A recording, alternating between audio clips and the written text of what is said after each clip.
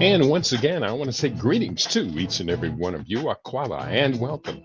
Welcome to another round of the Conscious Rasta Report here on LIB Radio, LIB TV here on livinginblack.com. My name is Kidi Awadu, aka the Conscious Rasta. Weekday mornings, you and I get together live.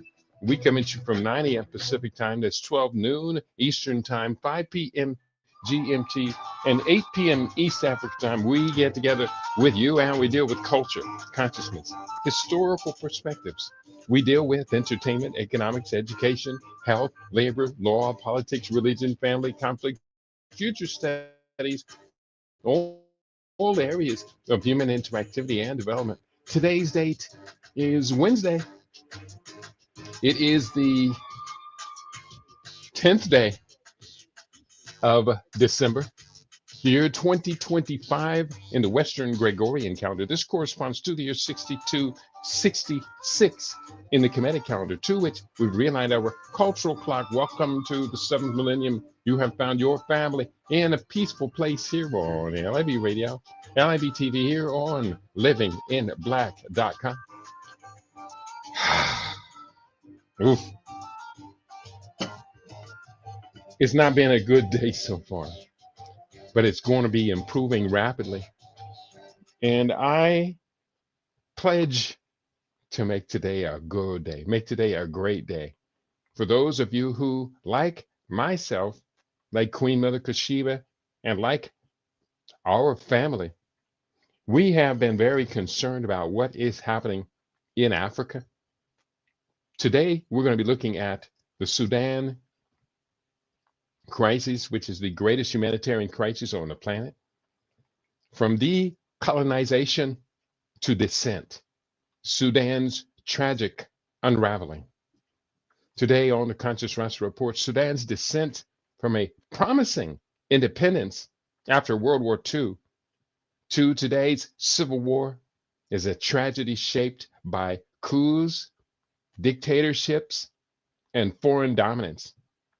Since 1956, Sudan's path from independence to today's civil war have been marred by coups, ethnic violence, and power struggles. Decades of dictatorship under al-Bashir, Darfur's genocide, and military fragmentation culminated in the 2023 SAF, which is the Sudanese Armed Forces versus the RSF conflict. This conflict, rooted in al-Bashir's legacy and gold-fueled power struggles, has sparked famine and mass displacement.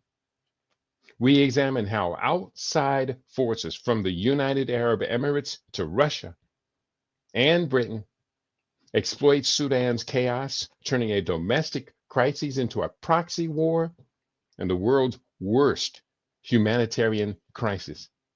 Today, we examine the details of this descent into crisis.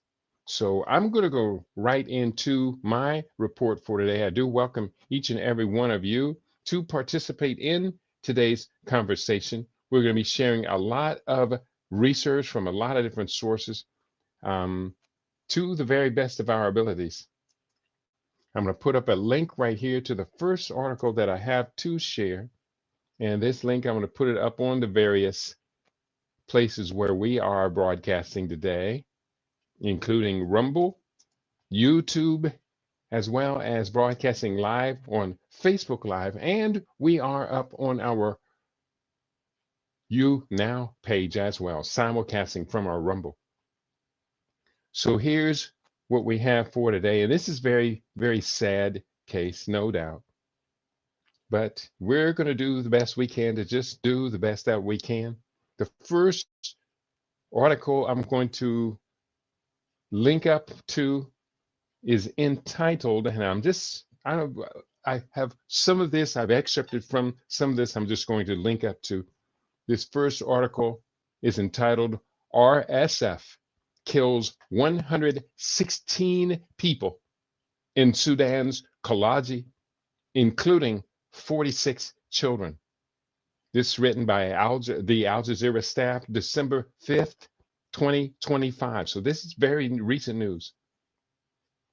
And just briefly from this article, Sudanese Doctors Network says deliberate suicide drone attacks targeted a kindergarten and several civilian facilities. Let me just real quickly put this one up for those of you who are looking for what we are talking about today. And I'm going to read just a couple of paragraphs. This is really very sad. And here is the article. Sudan's Rapid Support Forces, RSF, have attacked a preschool and other sites in the Kalaji locality of the state of South Kordofan, killing at least 116 people, according to a local official. The executive director of the Kalaji locality told Al Jazeera on Saturday that the victims included 46 children who were attending the preschool. Two military sources in the government-aligned Sudanese armed forces also told Al Jazeera that the RSF attacked the kindergarten on Thursday and later targeted civilians who had gathered to offer assistance amid the carnage. The city's hospital and government building were also bombed, the sources said.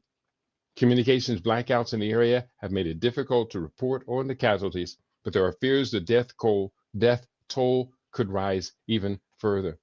At least 46 children, and when people came in to assist, they attacked again. This is the same thing Israel has been doing to the Palestinians, but this is on a very, very harsh scale.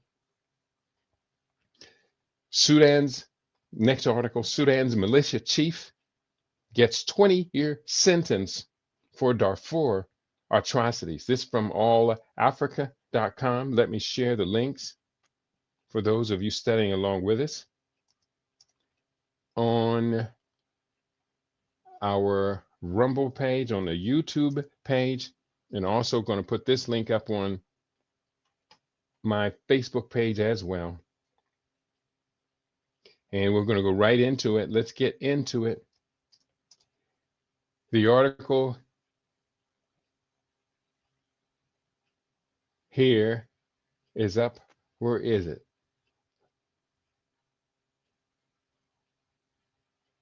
I'm going to put this article up.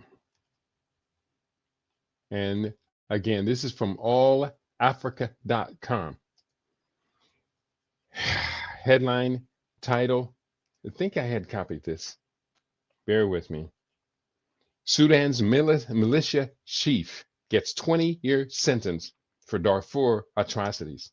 Allafrica.com. The International Criminal Court, ICC, has sentenced Sudan's militia leader, Ali Muhammad Ali Abd al-Rahman, also known as Ali Kushaib, to 20 years in prison for atrocities committed during the Darfur civil war more than 2 decades ago. Now, Darfur has fired up again in this latest round of craziness. We'll get to that. Kushaib was convicted on October on 27 counts of war crimes and crimes against humanity in the Darfur region. Let me repeat. Kushaib was convicted in October on 27 counts of war crimes and crimes against humanity in the Darfur region. That's the ICC putting judgment on there. Now, one would think a person like that would lose their existence, but it is what it is. He had been a leader of the Janjaweed, a government-backed militia responsible for killing hundreds of thousands of people and terrorizing non-Arab communities in the Darfur between 2003 and 2004. During his trial, survivors recounted villages being burned, men and boys being slaughtered, and women being forced into sexual slavery. Judge Joanna Corner said Kushaib could not only ordered these crimes, but personally carried out some, describing his actions as aimed at, quote, wiping out and sweeping away, quote unquote non-Arab tribes. The ICC said the sentence served both retribution and deterrence, particularly given the ongoing violence in Darfur, where many former Janjaweed fighters now operate within the rapid support forces. Despite the conviction, most victims remain displaced, and outstanding warrants still target other Sudanese officials, including former President Omar al-Bashir. Another article I have pulled out: UN appeals for $33 billion to meet global humanitarian crises. This also appears on allafrica.com. And I'm going to just post this up real quick here for our families, the YouTube family. We welcome anybody who wants to join the conversation. I'd love to hear from you today. Love to know you are in the house. And let's go to this next story. It is UN appeals. Okay, let me quickly just make up a little bit of room over here. And here's what this story, excerpts from the story says: United Nations has launched its 2026 humanitarian appeal by requesting just $23 billion. Now, we're doing our month-long December fund drive, and it's far less than 23 billion. In fact, we've had maybe $300 come in. It's not pretty, but we're going to do the best we can with what we've got and promise to do even better as we ask you for supporting our fund drive. We promise you we're going to do better. Barely half, 20 asks requesting just 23 billion, barely half of what it said was needed, after a sharp decline in donor funding forced it to scale back support despite global needs reaching record levels. UN had originally sought 47 billion for 2025, but received only 12 billion, the lowest in a decade, prompting aid agencies to prioritize only the most desperate cases. UNAID Chief Tom Fletcher warned that humanitarian responders were overstretched, underfunded, and under attack, facing growing insecurity in conflict zones alongside shrinking resources. For 2026, UN identified 87 million people whose lives are at immediate risk, although about 240 million globally need urgent assistance. Its largest single appeal is $4 billion for the occupied Palestinian territory, followed by major appeals for Sudan and Syria.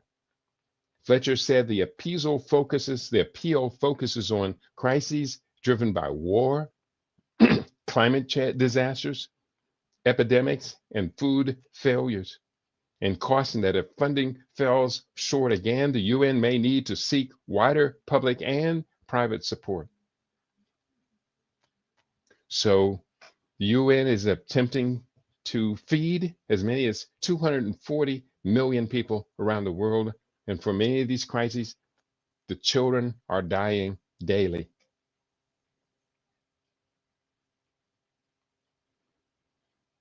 Today, we're going to be looking at, there are several key points of this study for today, of the slow, steady, deliberate decline of Sudan, from decolonization to descent, Sudan's tragic unfolding. Among the key points we're going to be looking at, point one, Omar al-Bashir, the former dictator, and his overthrow in a military coup that followed months of mass protests on April 11, 2019. We're going to examine in detail the war in Darfur. It's generally dated as beginning in February 2003, when the Sudan People's Liberation Movement, Sudan People's Liberation, SPLA, I think it was Sudan People's Liberation Army, and Justice and Equality Movement launched their insurgency against the Sudanese government. We'll also be discussing Sudan formally split into two countries, with South Sudan becoming independent on the 9th of July 2011. So first of all, the revolution removing al-Bashir. Omar al-Bashir's 30-year rule as a dictator ended when the army removed him from power on 11th of April 2019 after months of nationwide protests demanding his resignation. The military dissolved his government, declared a state of emergency, and announced a transitional period, which then became the focus of further civilian military negotiations. We talk about the war in Darfur. The armed conflict in Darfur is usually marked as starting in February 2003, when rebel groups began attacking government targets, accusing Khartoum of marginalizing Darfur's non-Arab communities. Yeah, we'll talk about the Arab versus Christian basis of Sudan's major civil wars. Point two, the government responded by arming and supporting militias commonly known as the Janjaweed. And the conflict soon involved large-scale violence and displacement, described widely as genocide. Then let's put a date on the Sudanese split into two states.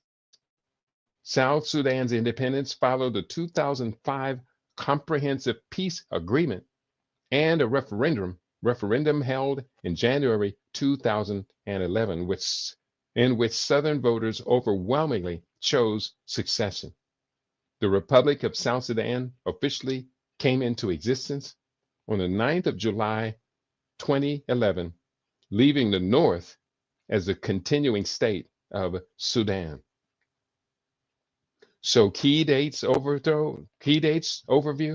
Number one, the overthrow of Omar al-Bashir, April 2019, to the outbreak of war in Darfur, February 2003, and formal independence of South Sudan, July 9, 2011.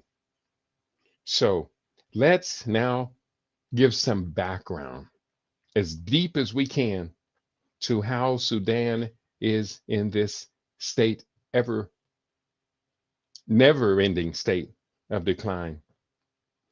Sudan's modern decline, from late colonial rule to the current war between the Sudanese Armed Forces, SAF, and the Rapid Support Forces, RSF, is a story of repeated coups, center-periphery wars, Islamization, economic erosion, and failed transitions.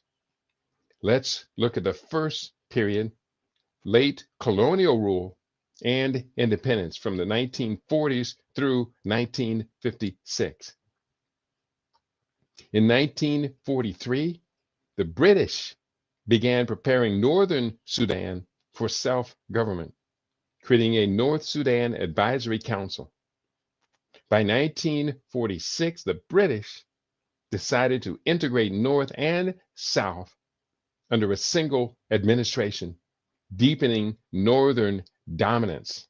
And again, the North is where they call themselves Arabs, Islamization, and the South are the remaining Christians.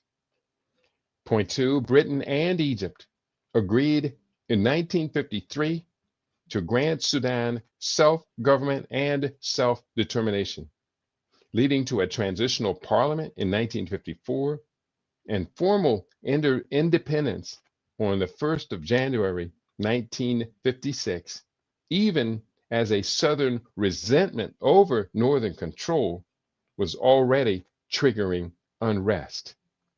So once again, I point out that much of what we see happening across Africa with the conflicts is because of the abilities of Egypt under the British control, the Great Britain, and all of them colonize the area, and they use the different conflicts between ethnic groups as part of their divide and conquer routines. The borders across African continent have to be redrawn or erased. I would say erase them all. Hopefully, the African Continental Free Trade Area will lead to that process. Point two, first Civil War and early coups from 1955 to 1972. The first Sudanese Civil War effectively began with a torrid mutiny of Southern soldiers in August 1955, just before independence, and involved a long guerrilla war against the Khartoum government over autonomy and discrimination. Point two, after independence, unstable civilian governments alternated with military regimes. A coup in 1958 brought General Aboud to power.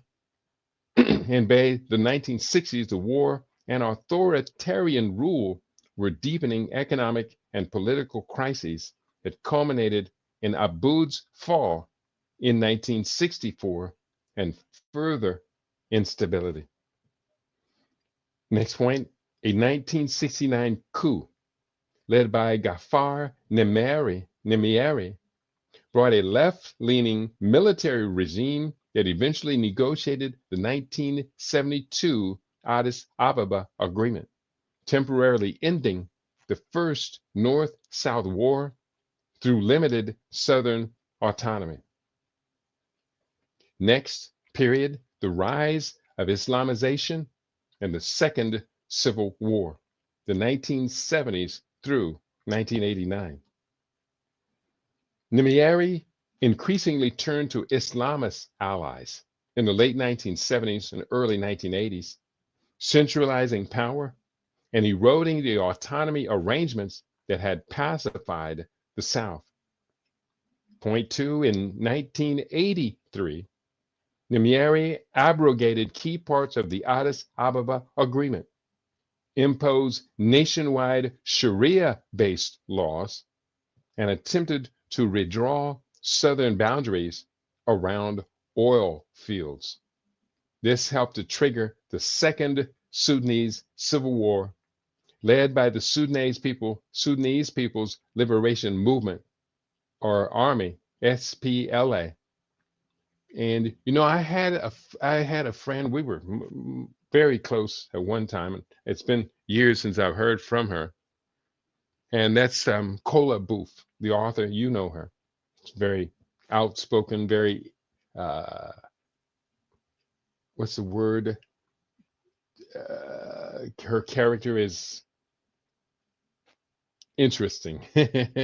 Kola Booth is a fascinating, interesting character. I can't think of the word I'm trying to think of, but she actually worked as an agent for the Sudanese People's Liberation Army. And enough respect to Kola Booth for putting in her part. Kola Booth has a very colorful life. It's unbelievable that one person could be doing all of that.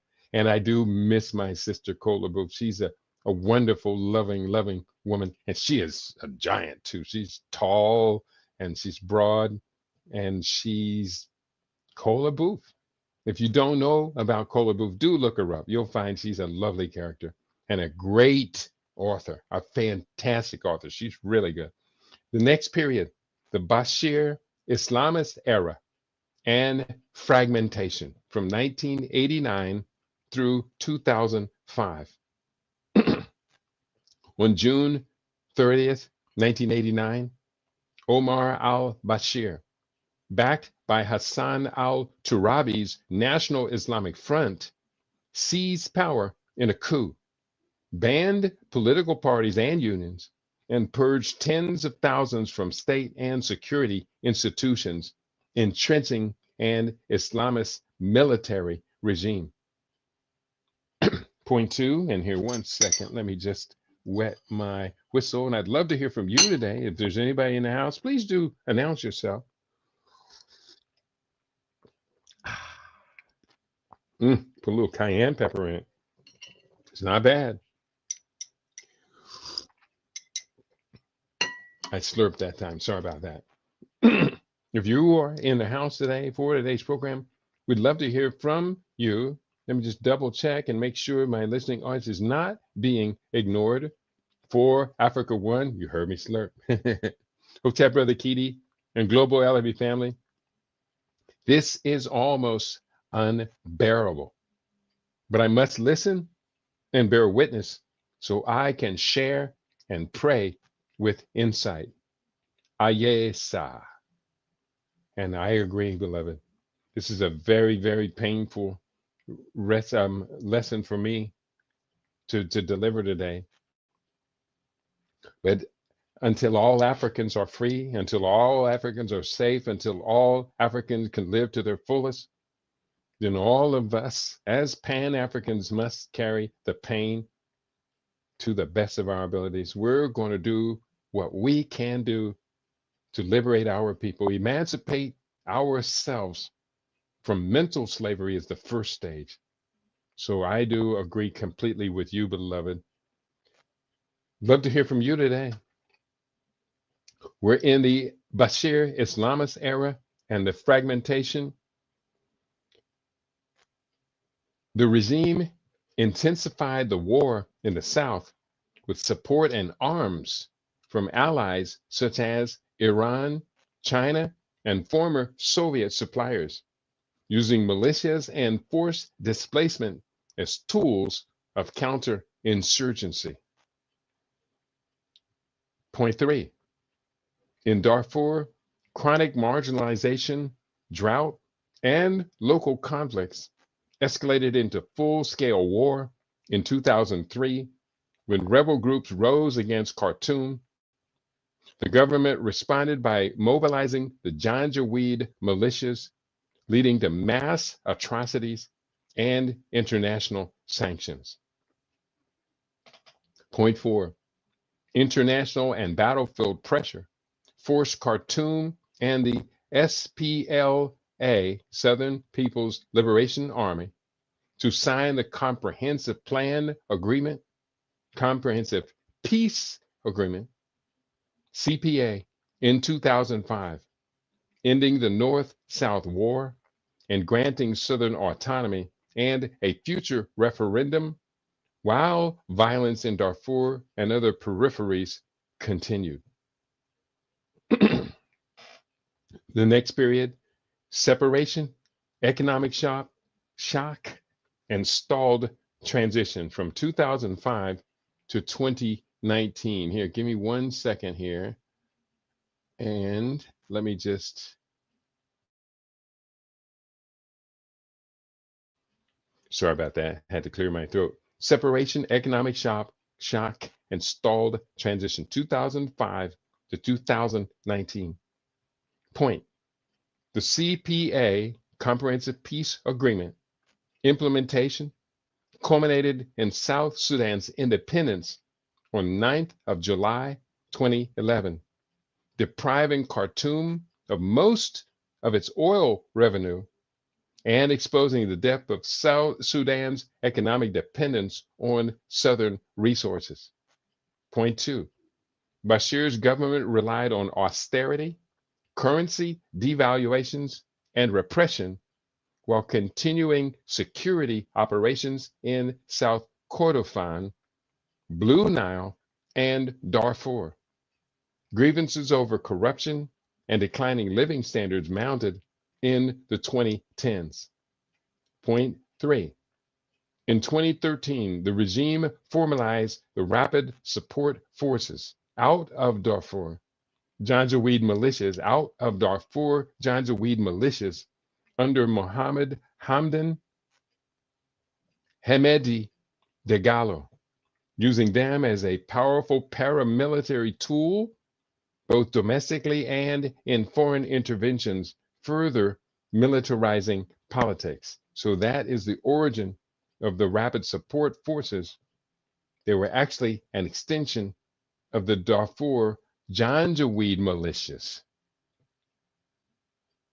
Point 4, nationwide protests over prices and authoritarian rule exploded in late 2018 and early 2019. On the 11th of April 2019, the army removed Bashir but left a military-led transition council, forcing civilians into prolonged negotiations for shared rule.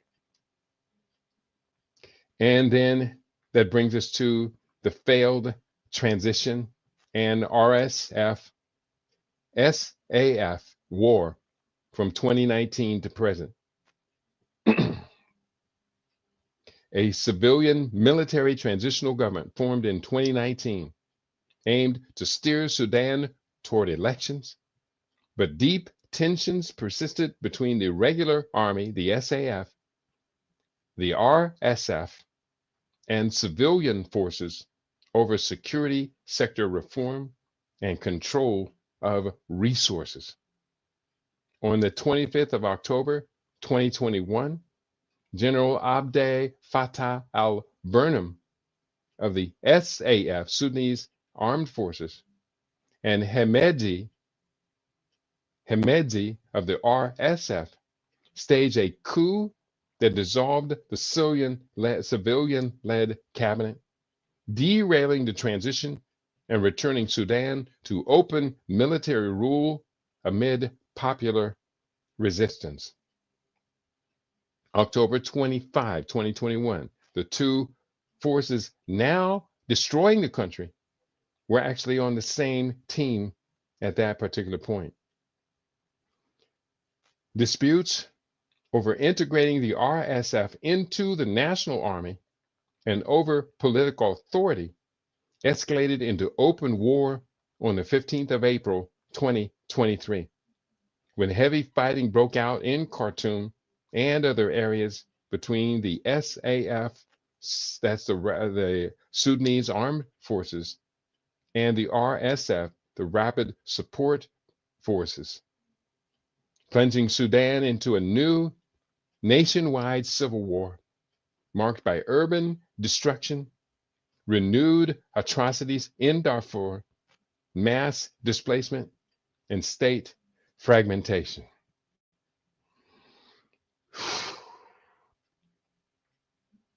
So here is a brief snapshot of the key forces, of the key turning points that we just shared. Point one, the British begin structured self-government from 1943 to 1946. This sets up unequal North-led structures. Point two, the Torrid Mutiny.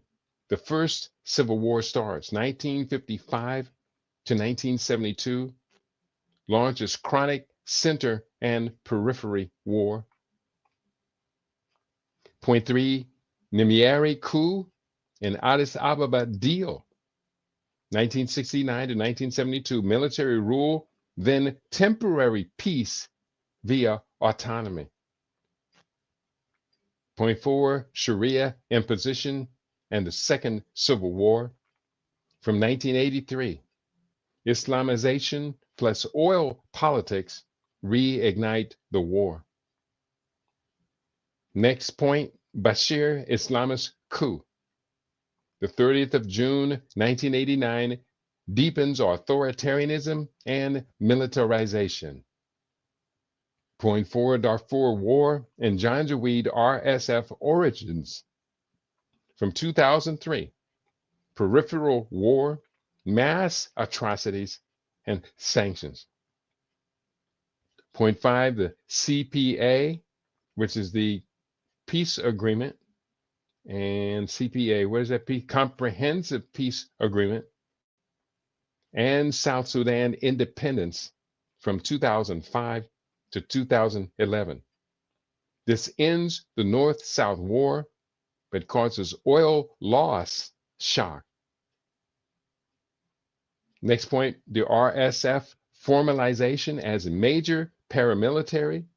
From 2013, parallel armed power center emerges, parallel to the Sudanese armed forces. Now you have the rapid support forces as well. The next point, fall of Bashir and fragile transition. From 2019 to 2021, power sharing without real security reform. And then the Burhan Hemedi coup. The RSF, Burhan Hemedi is the leader of the RSF and the SAF war from 2021 to 2023 to present. Transition collapses into nationwide civil war. Oh, there's more. Let me see if there's anybody on our YouTube page checking in. We'd love to hear from you today. Let me view this on YouTube and see if we can get some communications from our listening audience. And it's taking a while. Bear with me. It's coming up. It is coming. And it is up on YouTube. And I do see 2 likes, few likes. It's not very much, but nobody writing anything to me. So we're going to do the best we can. Just keep on going.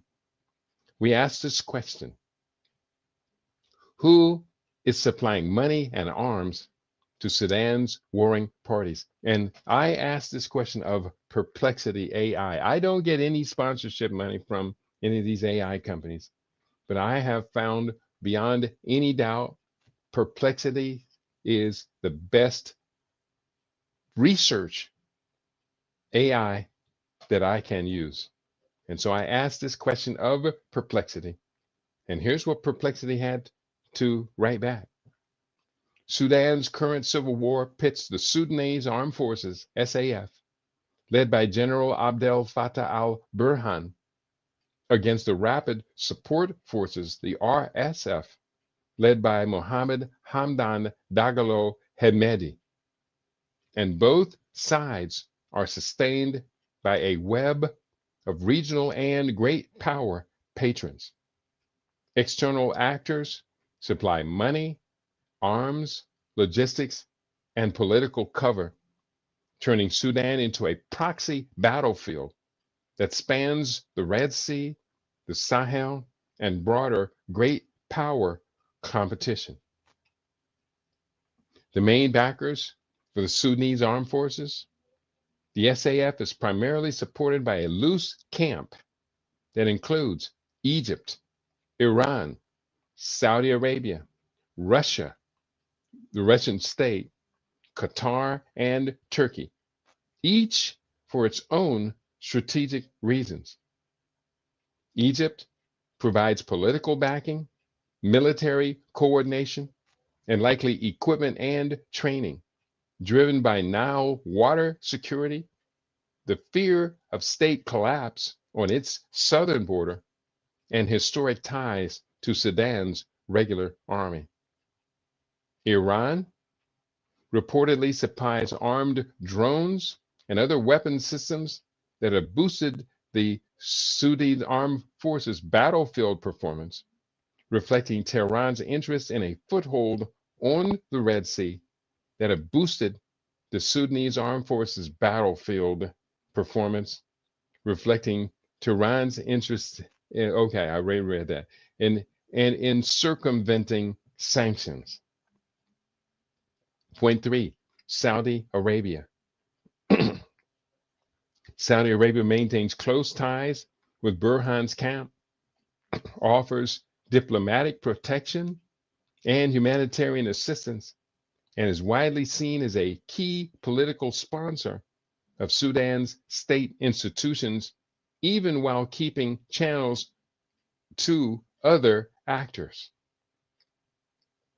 Russia, Kremlin, and the state engages with the Sudanese armed forces leadership and has negotiated a naval base at Port Sudan, offering political and security cooperation in exchange for basing rights and access to resources. And the resources they want access to in Sudan is gold. That's what they're primarily interested in, is gold. Qatar and Turkey. identified as Sudanese armed forces leaning backers, providing political support and, in Turkey's case, arms sales and defense cooperation, while at times hedging and engaging with both sides to preserve influence. The Rapid Support Forces, main external backers. The RSF's core foreign support network is centered on United Arab Emirates, UAE, and a set of regional partners with additional backing via Russia Wagner groups or Wagner groups networks and Libyan strongman Khalifa Haftar. United Arab Emirates, described as the most consequential foreign actor backing the RSF, allegedly providing sustained arm shipments, including dozens of weapons flights, funding, and logistics, often routed through neighboring states. Russia Wagner Group.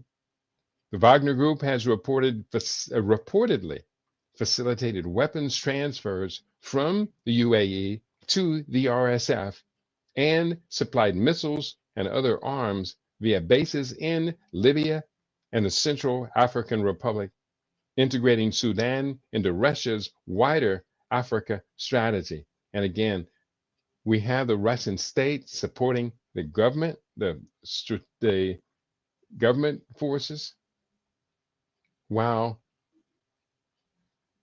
the Wagner Group, said to be an extension of the Russian state, is supporting weapons, and the UAE, United Arab Emirates, support to the RSF. So the Wagner Group are just mercenaries. They're just in it for the money. There's no sympathy from you and I to these mercenaries helping to destroy Sudan, creating the world's greatest humanitarian crisis. And point three, Libya Haftar. That's the dictator of Libya. Chad, Central African Republic, Ethiopia, South Sudan. Various reports indicate these neighbors often offer transit, material support, or political backing to the RSF, motivated by broader security, smuggling economies, and leverage over Sudan's future order. So from a Pan-African perspective, from my perspective, there's no winner here. Both sides have been engaged in massive atrocities. Both sides taking money from foreigners to destroy this country. There is no winner here. Countries hedging or backing both. Some states and actors hedge by cultivating relations and at times, don't do that. And at times, arms channels with both the SAF and the RSF to ensure influence regardless of who prevails. Supplying both the Sudanese armed forces and the Rapid Support Force to ensure influence regarding of who prevails. That is so evil. It's so bad. It's so evil. I can understand why African Americans don't want to get involved.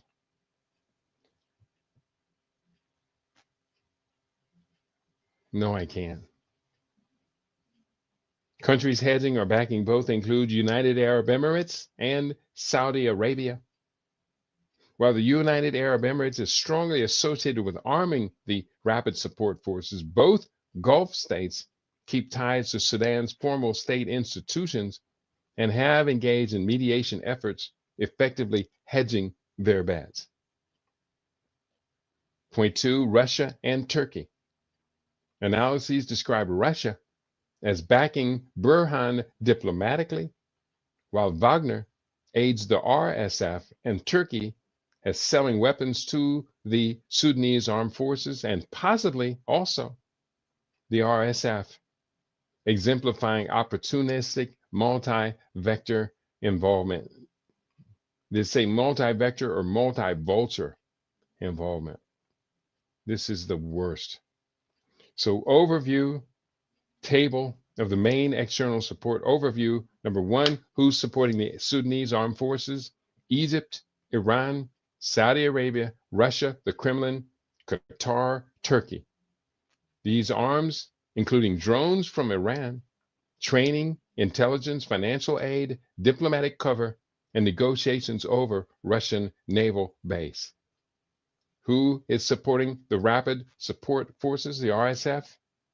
UAE, Russia, Wagner, Libya, Haftar, Chad, Central African Republic, Ethiopia, South Sudan include armed shipments, including UAE and Wagner, funding, cross-border logistics, and sanctuary, political backing. Who is hedging their bet and supporting both? UAE, Saudi Arabia, Russia, Turkey, parallel relations dealing with arms dealing and mediation efforts to retain leverage with whichever side prevails. Overall, this network of external patrons has prolonged and intensified Sudan's war by providing money, weapons, and political protection that far exceed the country's internal resource base. I have another article here. Eddie, I see you in the house, top of the day, Brother Keaty. With all of the looting of African countries, I was just wondering if there are any natural resources. Yes, primarily in Sudan, it is the oil, which the oil is now mostly in South Sudan. After the partitioning of the country, the northern Sudan, the Arabized, Islamicized group, they lost access to most of the oil which is in South Sudan, and also gold. Sudan is very rich in gold resources as well. So yeah, there are natural resources, and Sudan is strategically located on the Red Sea. So there's port access there as well. That is one of the negotiations of the Russians to get access to Sudanese ports. Great to see you in the house, Brother Eddie, and great to see you are interested in this topic for today. Let me see if we have any other comments for me. For Africa One, I see you in the house. He says, ultimately, Dr. John Henry Clark was correct. Africa has no friends. Yeah, Africa has no friends. If Africa had any friends of note, we may have spoiled the window of opportunity when China, for its self-interest, was building and negotiating and doing the best China could do to convince Africa to follow the Chinese model. But I agree. At this point, we can say Africa has no friends. And we're going to keep going. Let me read a couple more articles. Then there's one more thing I want to look up. And I'm actually going to look that up right now. I'm talking about, and I have so many references for today's work. But let me just say, what is China's current role in the ongoing Sudanese crisis? And I'm going to get back to that article, that reference. I did that on Perplexity. I'm going to go back into my notes, and we're looking at UK. What is the UK's role? We understand it all began with the UK and Egypt and that deal, that control over Sudan. This was back in the 50s. So here is a research that I did just a while ago. Actually, I found this up. This is entitled UK Aid to Sudan Executive Summary. Now, this was an extensive PDF document, and I'm going to read from it. UK Aid to Sudan Executive Summary. Great Britain is not a frontline military patron of either the SAF or the RSF, but it is deeply involved diplomatically and indirectly implicated through its arms trade with key regional actors, especially United Arab Emirates. UK is selling arms by mass to UAE using their oil money to disrupt the whole Northern Africa, Western Asian region. 1. Great Britain is not a frontline military patron. Official UK policy and sanctions. The UK formally supports an arms embargo on Sudan and has imposed sanctions on companies linked to both the Sudanese armed forces and rapid support forces, aiming to cut off funding and weapons to the warring parties.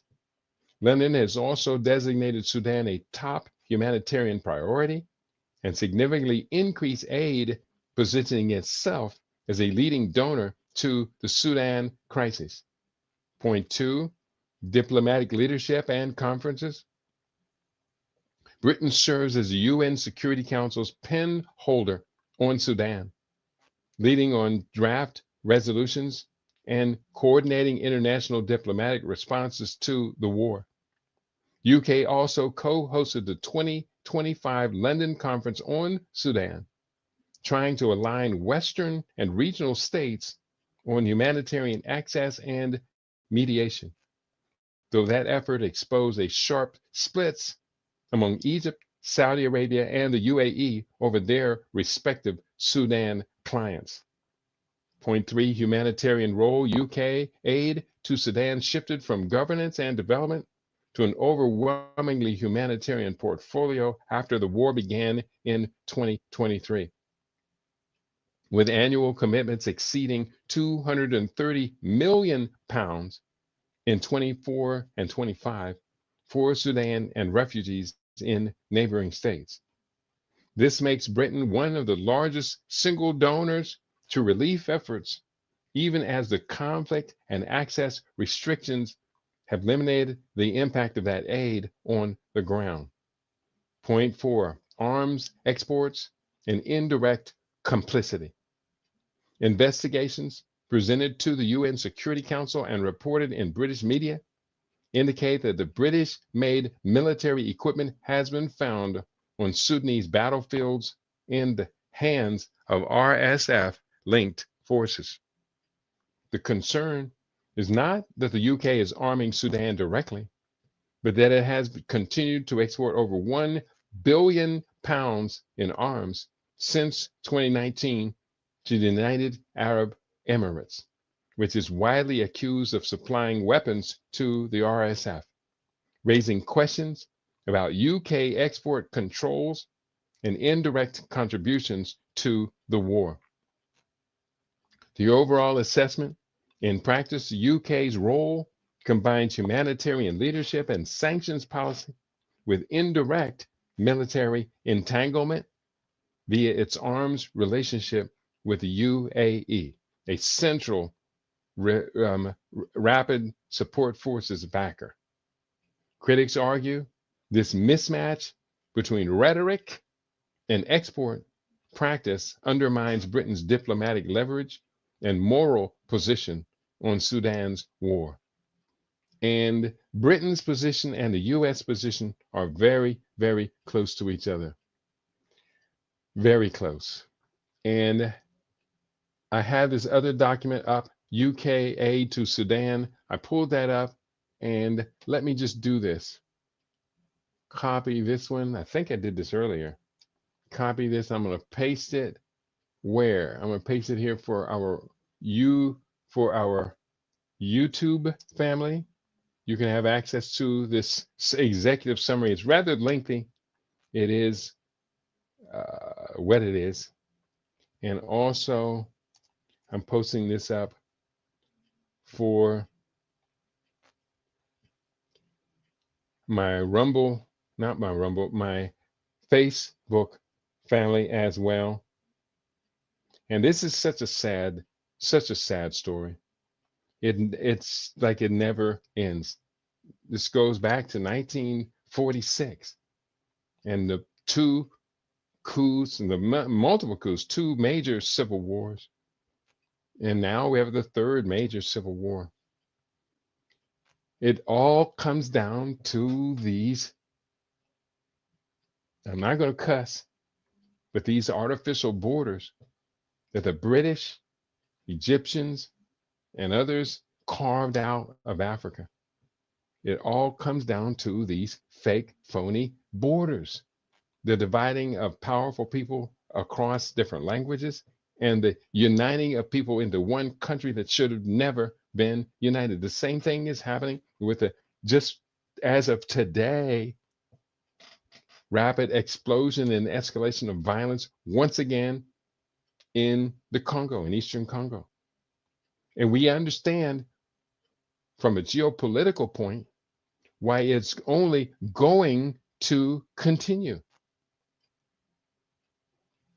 We also, some of us understand from a geopolitical point why Afri-Amers and Afro-Brits have got to get involved. We've got to get involved because ultimately, as John Henry Clark said, Africa has no friends. Does that include African Americans? We have to ask these questions. We need answers. We need answers. I'm going to put up this other link here for YouTube. And there we go. So let's do the best we can to do better than what we have been doing. I got a little bit more research. There are two other articles that I'm going to refer to as we go out. The first one is the Falcons and the Secretary Bird. United Gulf, the Arab Gulf states in Sudan's war. And let me post this up for 1, 2, 3. There it is. And here's what this article says. And where is it? I'll just paste it over here. No, I don't want to erase that yet. Read it all. Okay, this is entitled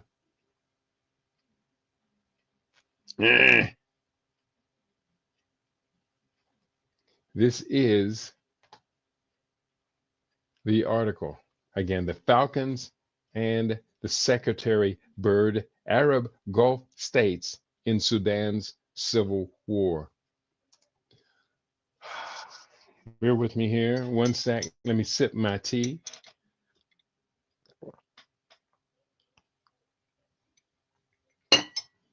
This is written by Jonas Horner, visiting fellow from the Africa program. This comes from the European Council on Foreign Relations. Yeah, it is what it is. Summary. Arab Gulf states have particular capacity to influence the outcome of Sudan's conflict due to their wealth, financial ties to fighting groups, and regional interests, which includes securing access to Sudan's agricultural, livestock, and mineral resources. Somebody, Eddie, earlier asked me, are there resources? Yes. Agriculture, livestock, and mineral resources, including oil and gold. Let me just type that in so Eddie knows that there is more. This is access to as well as oil and gold. And I see question, Eddie says, how did European nations get power to divide the world up amongst themselves and no one objects to it? Well, we always did object, Brother Eddie. We always objected. We fought them. They fought them in Vietnam. They fought them in Korea. They fought them in China. China fought them several times. And Africans fought them for independence and sovereignty as much as we could. But eventually, technology added to their side gave them an advantage.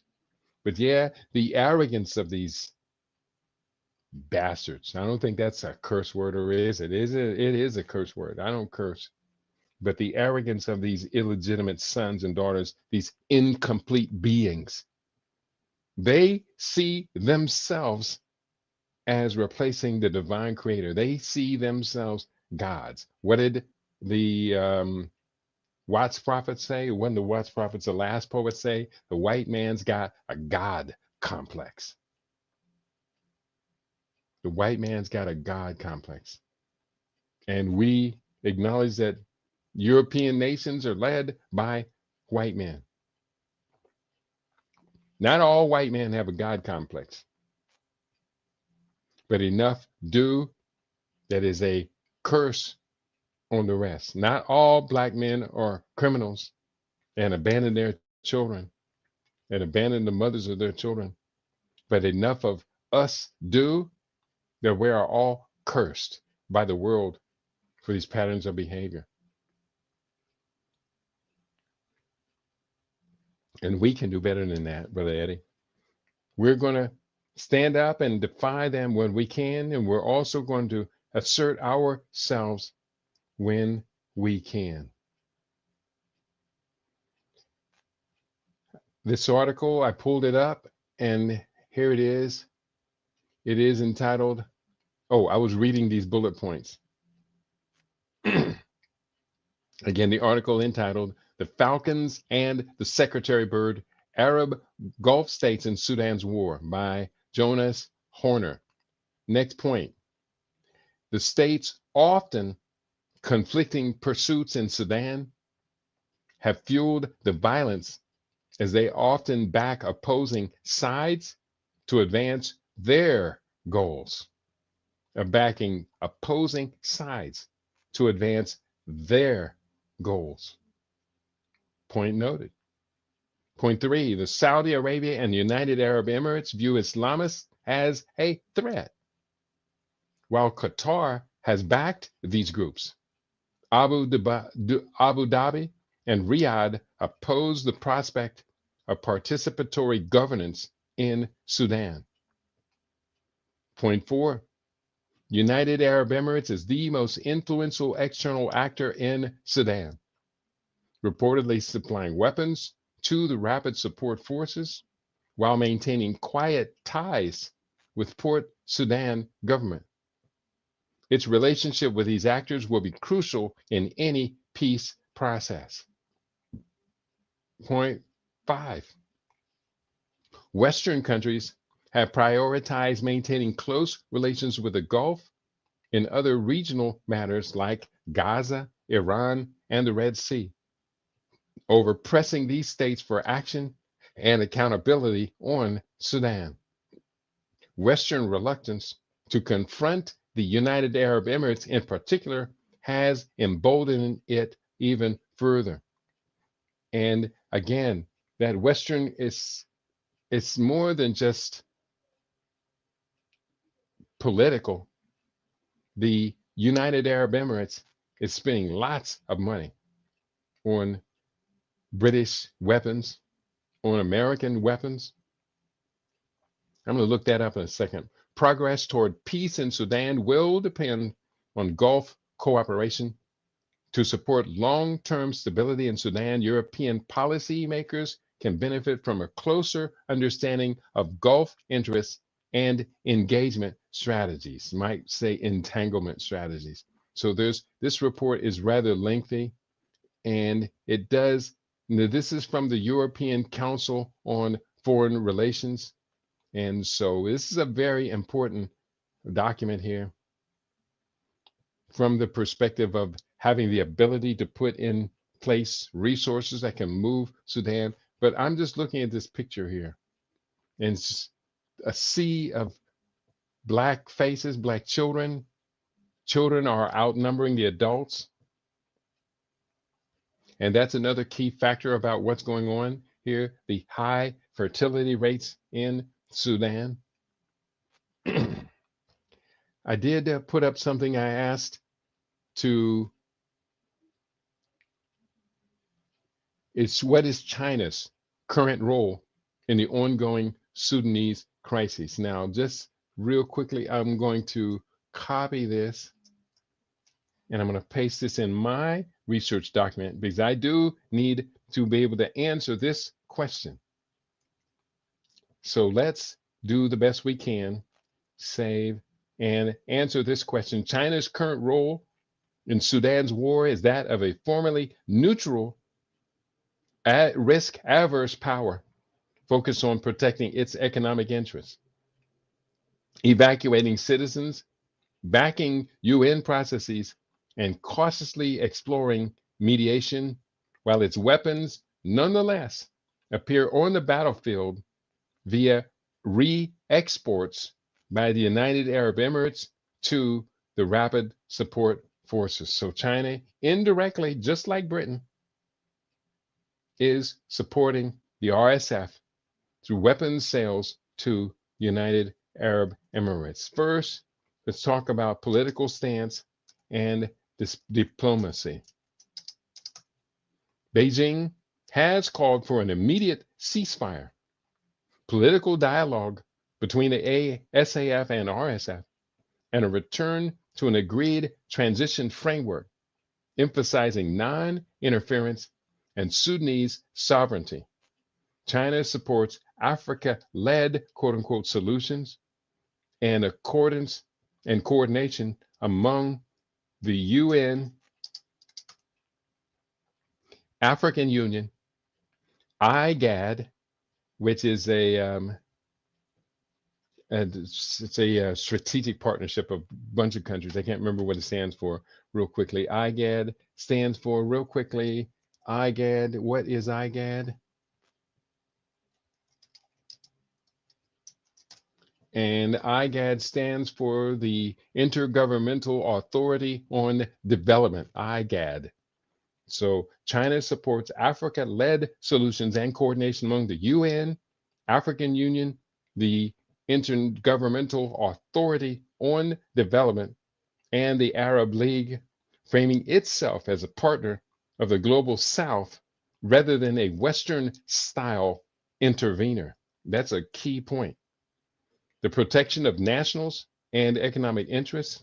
At the onset of fighting in April 2023, China organized a large non-combatant evacuation operation, moving more than 1,300 to 1,500 Chinese citizens and assisting hundreds of other foreign nationals out of Sudan by ship, aircraft, and overland convoys. Chinese analysts describe this as part of a maturing doctrine for overseas evacuations designed to help protect Chinese workers tied to oil, infrastructure, and Belt and Road projects in Sudan and in the broader Horn of Africa. Point, economic footprint, and recent retrenchment. China has been one of Sudan's largest investors, especially in oil production, pipelines, and related infrastructure since the 1990s. And Sudan has been among China's top African oil suppliers. However, the intensification of the war and the Rapid Support Forces advances on key oil areas have pushed China's Natural Petroleum Corporation, CNPC, to declare foreign majeure and move to terminate its long-standing partnership in Sudan's oil sector at the end of 2025. Next, Chinese policy thinkers debate. Now, this is on mediation, ambitions, and limits. Chinese policy thinkers debate whether and when China should move from arm's length neutrality, quote unquote, to a more active mediation role, potentially co-hosting talks with Egypt and Saudi Arabia if regional channels stall. Publicly, Beijing has so far confined itself to statements at the UN, backing a renewal of the arms embargo, calling for humanitarian access, and signaling readiness to support talks without openly backing either Burnham's Sudanese armed forces or Hamedi's or rapid support forces. And next, Chinese arms via the UAE and the RSF. And this is a very important point. Investigations by human rights organizations and Sudan observers have documented sophisticated Chinese-made weapons, including drones and other advanced systems in RSF hands, supplied in breach of the UN arms embargo through re-export by the United Arab Emirates. This has led the Sudanese armed forces aligned authorities to demand explanations from Beijing and fuels criticism that, despite its official neutrality, China's defense exports to Gulf partners indirectly feeds the RSF's war in the Sudan. And it goes on and on and on and on and on. This is really painful discussion we're having today. We're learning a lot, although we're learning that many of our people are impotent here. In fact, what support to Sudan has been offered by African American politics.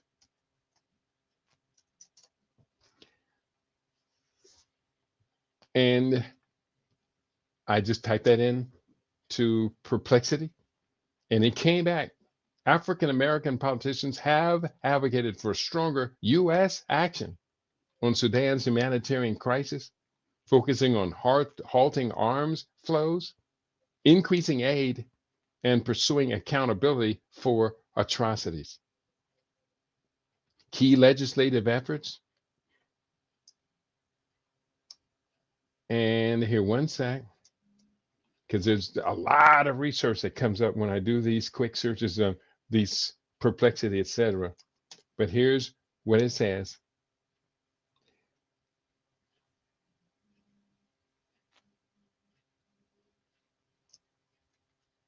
Key legislative efforts. Representative Gregory Meeks, Representative Gregory Meeks, ranking member of the House Foreign Affairs Committee, reintroduced comprehensive Sudan legislation in March 2025 with Representative Sarah Jacobs from California and Gregory Meeks is from New York, calling for a U.S. strategy to protect civilians, ban major arms sales to RSF or SAF, suppliers like the United Arab Emirates, and resume humanitarian support amid funding cuts. Point 2, Representative Sarah Jacobs, ranking member of the U.S. House Africa Subcommittee, has pushed the Stand Up for Sudan Act to block U.S. weapons to United Arab Emirates. Don't do that. Do this. Until it stops arming the rapid support forces, citing genocide risks in Darfur, and highlighted how aid cuts closed 80% of Sudan's community kitchens. And then broader calls for action. These leaders emphasize appointing a high-level U.S. envoy with presidential access, supporting civilian protection forces, and including Sudanese women and youth in peace processes, positioning U.S. leverage to counter foreign interference, prolonging the war. So it's not like members of the House of Representatives have not been doing anything. And Sarah Jacobs, we got to salute her, ranking member of the House Africa Subcommittee, for pushing the Stand Up for Sudan Act. Maybe you and I should involve ourselves in backing her with the Sudan Act. I can never or would never say that the members of the National Black Coalition, what do they call it? I can't remember what it's called, the coalition. I haven't talked about them in so long because I perceive them as doing so little. But there is some effort there, and we should be appreciative of it. It said check the sources for that. And it has a lot of different references, including leaders seek ways for U.S. to help end Sudan's humanitarian crises. And this is talking about what Representative Sarah Jacobs has been doing. And let me just go there real quick before we wrap it up. This from Medill News Service. This article is Leaders Seek Ways for U.S. to Help End Sudan's Humanitarian Crises, written by Khalil Rahman. And I'm going to copy that one. I'm going to paste it over here, along with the link to the article. And there it is. Oop, there it is. I don't know about all that. And I'm going to paste it up for you to have access to it as well. And the Rumble family will have access to it. And I'm going to read a paragraph from it, and then we're going to wrap it up for today. And once again, we're going to appeal to you. If today's report was significant, if it was meaningful, if you learned something today about this long, slow, steady burn, then you're going to know that you don't want LIB radio to disappear. Let's go to just briefly from this article. Where did I put it? I put it somewhere. Or did I? I did put it up here. Here it is. This article, Leaders Seek Ways for U.S. to Help End Sudan's Humanitarian Crisis, by Khalil Rahman, May 28, 2025. In response to the world's largest humanitarian crisis in Sudan, the U.S. Congressional Panel has been seeking avenues to stop the brutal 2-year civil war and prevent more civilian deaths. The United Nations estimates that as many as 150,000 people have been killed over 2 years in the war between paramilitary rapid support forces and the Sudanese army. The UN also reported that 24.6 million people, around half of Sudan's population, have suffered from acute hunger. 24.6 million people. That's unbelievable. People were dying, quote, and starving to death. Ken Isaacs, a vice president of the Christian nonprofit Samaritan's Purse, told the U.S. House Foreign Affairs Committee Africa Subcommittee last week. We had people that had eaten grass to the point where the raw grass couldn't be digested and had ripped through their organs, and they were dying.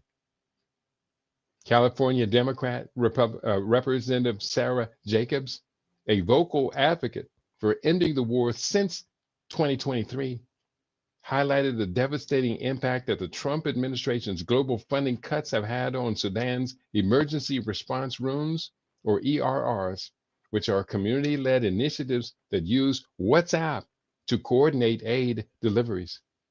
Quote, following the massive cuts to U.S. foreign assistance, which include USAID support to the ERRs, more than 80% of the roughly 1,500 community kitchens across Sudan have been forced to close their doors, cutting off vulnerable Sudanese civilians from life-saving food assistance, Jacobs said. The subcommittee hearing grappled with how the United States could help end the war in Sudan.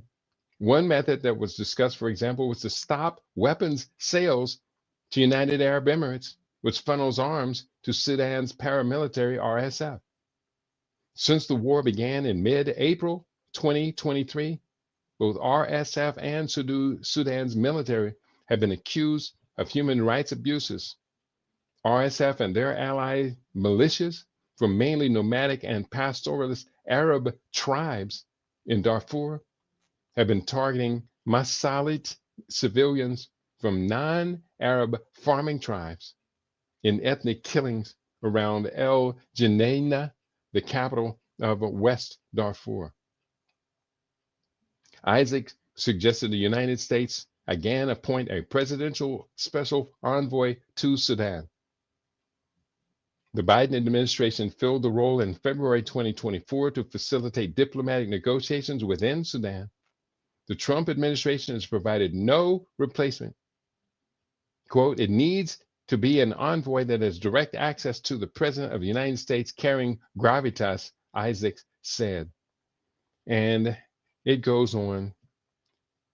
And I'm going to copy this text from this article, post it up for anyone who wants access to today's research.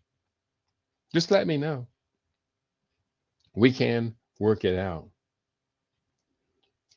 And on that note, I want to thank you all for tuning in today. We are in the midst of our fund drive, and the fund drive is, I hate to say it like this, it's just not working.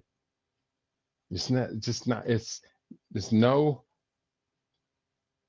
chance at this rate that we're going to continue beyond the end of this month. We don't even have enough money for today and tomorrow. There's no money, none. I'm not getting paid for what I'm doing. Have not been getting paid for what I'm doing. LIB Radio doesn't even pay for itself.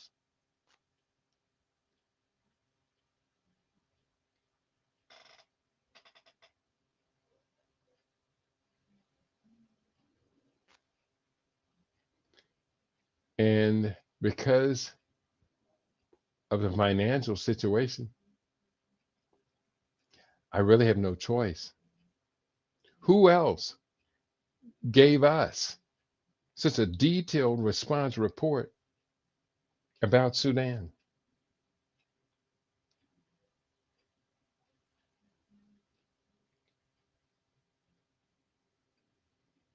I've been looking across YouTube for the past few days for something, and today was the best that is available on YouTube.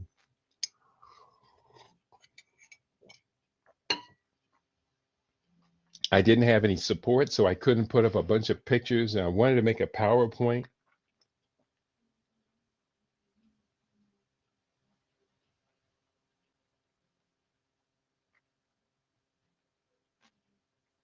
People can help. It's not too late. In Sudan, people are eating grass.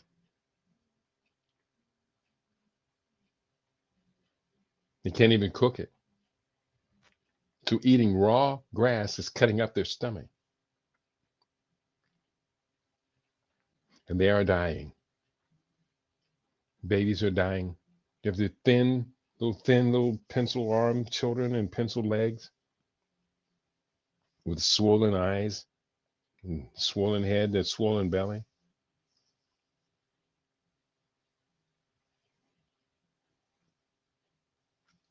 The Sudanese crisis. The promo I put up for today's conversation showed this image. And let me put up this image. This is not the same image. Where is it at? Daily topic. Where is it? That was yesterday.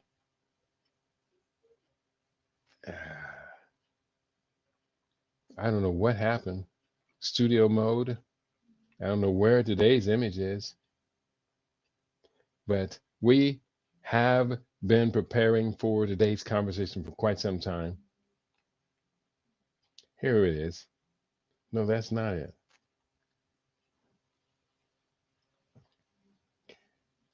I don't know why. But we're going to wrap it up for today. We appreciate you being in our family. We appreciate everything that you do to keep the integrity of what we do, to keep it up, to keep it real, to make sure it always keeps improving, and make sure that we get a chance to do the best we can. And I don't know why I am unable to find the promo for today's show that I sent out, but I can put up this, the LIB Radio Fund Drive. We do appreciate that. Come on. What? We do appreciate all of you being a part of us doing our thing today.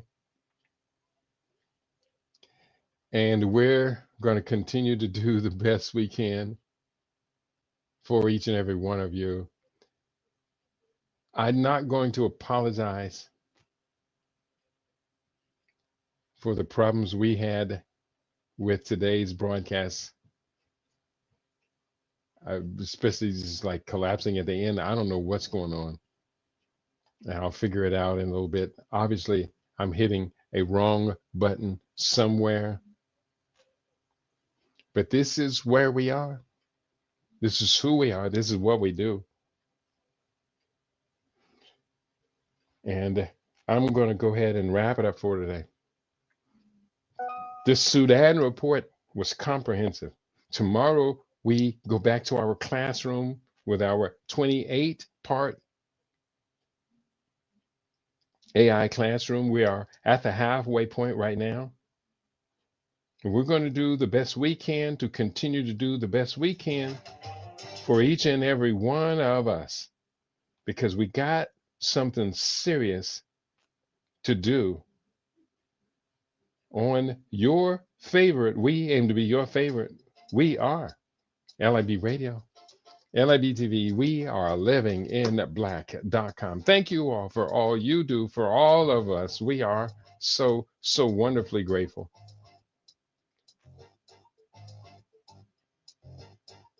Peace and prosperity to each and every one of you on your favorite LIB Radio, LIB TV, living in black.com. Peace, y'all.